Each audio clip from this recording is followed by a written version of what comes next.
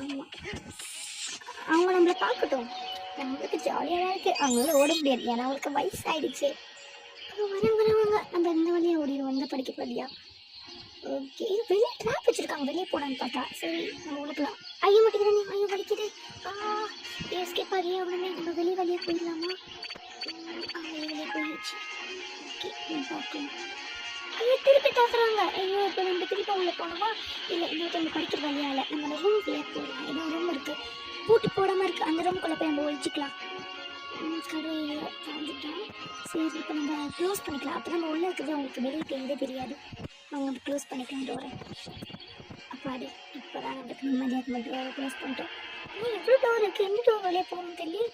ஏன்னா அங்கே ஒரு டோர் இருக்குது தனியாக. சரி, நம்ம உள்ளே போய் பார்ப்போமா என்ன இருக்குது அந்த டோருக்குள்ளே. அவங்க நம்ம கதை ஓப்பன் பண்ணுவோம். கிச்சனா? செம்மையாக